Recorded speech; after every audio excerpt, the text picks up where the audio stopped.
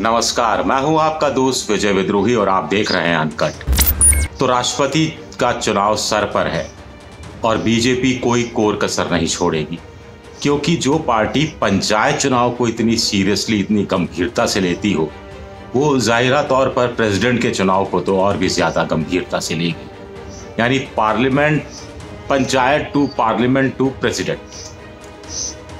तो अब बड़ा सवाल उठता है कि बीजेपी क्या आरिफ मोहम्मद खान को या मुख्तार अब्बास नकवी को बना सकती है, एक किसी मुसलमान को राष्ट्रपति बना सकती है, या मायावती को बना सकती है राष्ट्रपति, या नीतीश कुमार को बना सकती है राष्ट्रपति। एक झटके में ये चारों नाम रिजेक्ट किए जाते हैं। इसलिए रिजेक्ट किए जाते हैं क्योंकि इसकी एक बड़ी वजह है।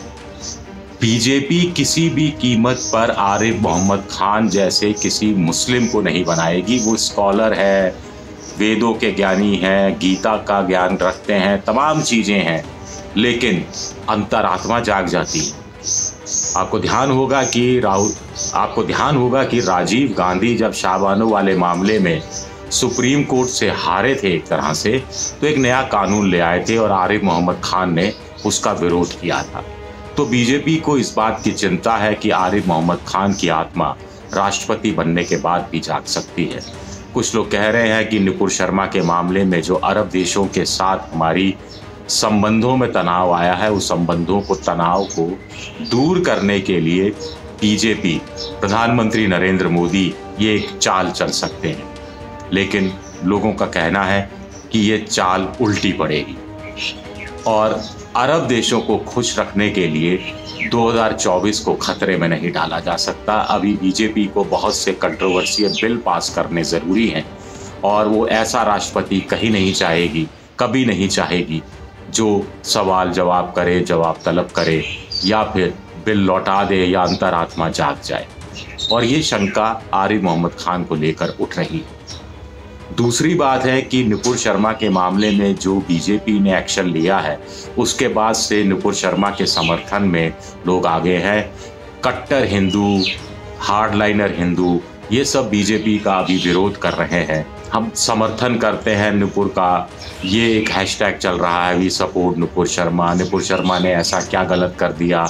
तो ऐसे हार्डलाइनरों को और ज़्यादा नाउम्मीद बीजेपी करने का जोखिम नहीं उठा सकती। उन्हें गुस्सा और ज़्यादा दिलाने का जोखिम बीजेपी नहीं उठा सकती, क्योंकि 2024 में जब चुनाव होगा लोकसभा का, तो यही हार्डलाइनर, यही उग्र तेवर अपनाने वाले हिंदू, यही कट्टर हिंदू काम आएंगे और इनके वोट के बिना बीजेपी का काम नहीं चल सकता। बीजेपी इस बात को भी समझती है। फिर संघ भी मुझे नहीं लगता कि ऐसे मौके पर चाहेगा, जबकि वो अपनी स्थापना के 100 साल पूरे कर रहा है, तो कोई ऐसी खटास हो, 2024 से ही उनका 100वां स्थापना दिवस समारोह शुरू हो जाएगा जो साल भर चलेगा, और ऐसे में वो भी कोई जोखिम नहीं लेना चाहेंगे। तो इसलिए आरिफ मोहम्मद खान का पत्ता कटता है और न केवल राष्ट्रपति चुनाव बल्कि उपराष्ट्रपति के लिए भी पत्ता कटता है, क्योंकि उपराष्ट्रपति तो राज्यसभा का पदासीन सभापति होता है, उपराष्ट्रपति तो राज्यसभा का संचालन करता है और बिलों को पास करने में, राज्यसभा की कार्रवाई को संचालित करने में, विपक्षी दलों के उग्र तेवर अपनाने वाले नेताओं को कंट्रोल करने में और शासन के पक्ष में रूलिंग पास करने में उपराष्ट्रपति यानी चेयरमैन राज्यसभा की एक बहुत बड़ी भूमिका होती है, जो रूल बुक के हिसाब से नहीं चले और नहीं चलता हुआ दिखाई भी ना दे। आरिफ मोहम्मद खान मुझे लगता है कि यहाँ भी खरे नहीं उतरते। अच्छे भले आदमी हैं, पढ़े लिखे विद्वान आदमी हैं। केरल में बीजेपी ने उन्हें राज्यपाल बनाया है और वो लोग कह रहे हैं कि वो बात चलाती रहेगी सोशल मीडिया के माध्यम से, टीवी चैनलों के माध्यम से। आरिफ मोहम्मद खान को बनाया जा सकता है, नहीं बनाया जा सकता है, बहस चलती रहेगी और इसी को लेकर वो अरब देशों को संतुष्ट कर देगी कि हम तो देखिए आरिफ मोहम्मद खान को राष्ट्रपति बनाने का सोच रहे थे, विचार कर रहे थे।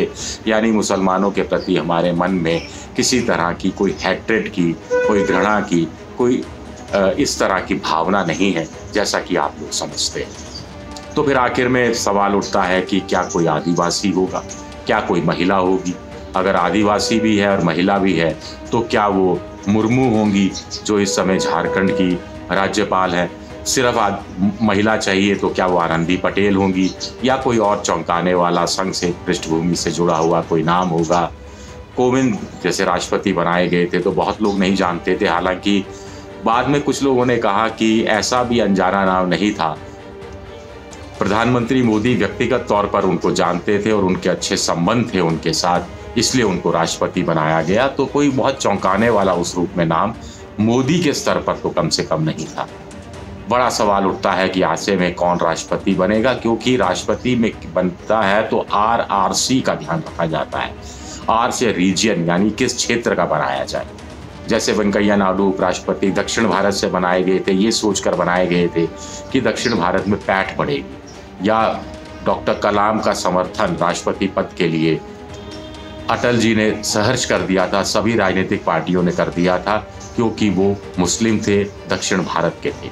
तो एक रीजन हो गया, एक फिर रिलीजियन हो गया, धर्म हो गया जैसा मैंने अभी उदाहरण दिया, और एक कास्ट हो गया। कास्ट यानी कोविंद दलित थे, मुर्मू आदिवासी है, शेड्यूल्ड ट्राइब है, अगर उन्हें बनाया जाता है तो, मायावती अगर बनाई जाती हैं तो, बड़े सारे OBC नीतीश कुमार अगर बनाए जाते हैं तो। हालांकि ये कतई नहीं बनाए जाने वाले, ये नाम जिनके नाम चर्चा में आ जाते हैं वो तो बनता ही नहीं है। कुछ इस तरह की बात भी कभी कभी कही जाती है, लेकिन ये नाम तो आउटराइटली सब रिजेक्ट कर रहे हैं। और वैसे भी अब अगले कुछ दिनों बाद ना तो लोकसभा में ना राज्यसभा में बीजेपी का कोई सांसद मुसलमान होगा, मंत्रिमंडल में भी कोई सांसद जो कोई मंत्री है वो मुस्लिम नहीं होगा। मुख्तार अब्बास नकवी का कार्यकाल राज्यसभा में खत्म हो चुका है, उन्हें दोबारा टिकट नहीं दिया गया है और उन्हें इस्तीफा देना होगा। तो जब एक ये डिज़ाइन के तहत या रणनीति के तहत, किसी नीति के तहत सोची समझी एक तरह से योजनागत तरीके से अगर ये चल रहा है बीजेपी में, तो ऐसे में फिर या उपराष्ट्रपति या राष्ट्रपति कोई मुस्लिम क्यों बनेगा? एक बड़ा सा स्वाभाविक सा तर्क है, इसका कोई जवाब किसी के पास हो तो वो दे। अब विपक्ष की बात करते हैं। विपक्ष के राष्ट्रपति का चुनाव जीतने का चांस आज की तारीख में 0.0001% है और अगले कुछ दिनों में ये भी धूमिल हो जाने वाला है, ऐसा लगता है। लेकिन फिर भी विपक्ष 2-3 कारणों को देखते हुए अपना उम्मीदवार दे सकता है। एक तो खाली नहीं छोड़ना चाहिए, चुनाव तो लड़ना चाहिए। दूसरा 2024 का ये ड्रेस रिहर्सल हो सकता है। तीसरा ये देखने ज़रूरी होगा कि कांग्रेस का कोई उम्मीदवार, विपक्ष का उम्मीदवार, संयुक्त उम्मीदवार राष्ट्रपति पद के लिए बनता है या विपक्ष का कोई उम्मीदवार कांग्रेस का भी समर्थन हासिल करके राष्ट्रपति पद का संयुक्त उम्मीदवार बनता है। एक चीज़ ये भी देखना ज़रूरी होगी, क्योंकि ज़रूरी नहीं है कि कांग्रेस जिस उम्मीदवार के लिए सहमत हो उस पर विपक्ष सहमत हो, और विपक्ष जो अपना एक सहमति से राष्ट्रपति पद के उम्मीदवार को सामने रखे, उसके लिए मजबूरी हो जाएगी कांग्रेस के लिए उसे स्वीकारना, क्योंकि फिर विपक्ष की एकता भी बनाए रखना है। ऐसे में क्या नाम होगा ये देखना दिलचस्प रहेगा। सोनिया गांधी ने सुना है मल्लिकार्जुन खड़गे को काम में लगाया है। खड़गे साहब ने कुछ लोगों को फ़ोन भी किया है, वाम दलों के नेताओं को फ़ोन किया तो उन्होंने कह दिया कि जो धर्मनिरपेक्ष की छवि का हो, जो पढ़ा लिखा हो, जो ज्ञानी हो, यानी ज़रूरी नहीं है वो राजनीति से आता हो। कुछ लोग कह रहे हैं कि शरद पवार को इस काम में लगाया जा सकता है। अब वो खुद तो हारी हुई बाजी को आजमाना नहीं चाहेंगे, लेकिन एक ऐसे आदमी की तलाश वो कर सकते हैं जिस पर सभी दलों में सहमति हो। तो ये देखना भी दिलचस्प रहेगा। इस पर बात करेंगे विस्तार से आगे। अभी के लिए शुक्रिया, बहुत बहुत शुक्रिया।